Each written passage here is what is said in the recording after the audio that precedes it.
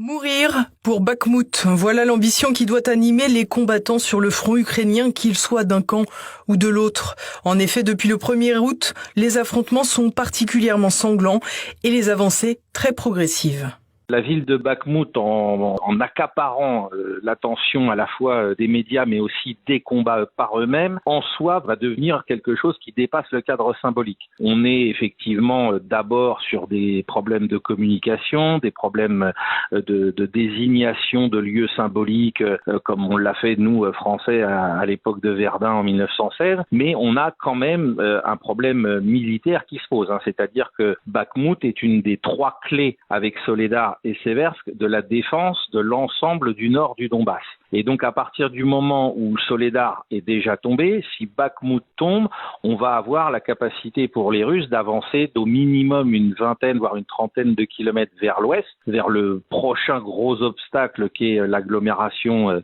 jumelle de Slaviansk et Kramatorsk. Et donc ça va quand même ouvrir des perspectives de développement favorables pour les Russes. Il y a d'autres endroits qui peuvent peut-être aussi retenir leur attention, mais la chute de Bakhmout, au-delà du symbole dans lequel tout le monde a surinvesti, Russes comme Ukrainiens et bien sûr les sponsors occidentaux de ce côté-ci du monde, va quand même représenter quelque chose au niveau militaire. C'est un nœud ferroviaire important dans la région, c'est un nœud de communication routier, on n'arrête pas d'en parler en ce qui concerne les voies d'approvisionnement de la garnison ukrainienne de Bakhmout, donc ça a une connotation à la fois symbolique et militaire. Bakhmout est donc une bataille à la portée aussi symbolique que stratégique, ce qui explique l'opiniâtreté des combats sur place, qui s'annonce toutefois favorable au camp russe. Alors, la position des forces ukrainiennes depuis environ 24 heures, c'est que la garnison est dans ce qu'on appelle un encerclement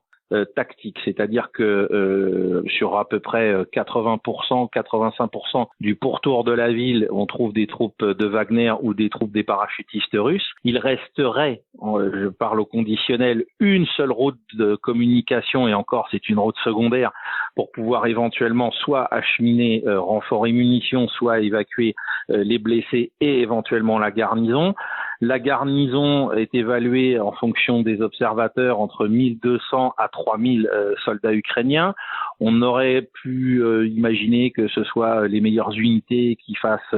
un peu Cameron dans la ville, mais pour le moment, il semblerait que ce soit plutôt les unités territoriales qui aient relevé les unités d'élite ukrainiennes pour que celles-ci soient évacuées et que les territoriaux soient, entre guillemets, sacrifiés. Donc ça, c'est quelque chose aussi qui, au niveau, je pense, de la population ukrainienne, posera plus tard des questions. Et puis, en ce qui concerne les Russes, donc Wagner va probablement emporter symboliquement la ville, même s'il ne faudra pas oublier le poids qu'auront joué les parachutistes. Et ensuite, on va avoir un redéploiement de ces forces-là sur d'autres secteurs, donc soit Kupiansk au nord, puisque là encore, on entend parler d'évacuation des populations civiles par l'armée ukrainienne, soit au sud, dans le secteur du bastion d'Avdiivka, qui est face à la ville de Donetsk, et qui pourrait lui aussi subir un encerclement comme celui que les Wagnériens ont mis en place ces dernières semaines autour de Bakhmout.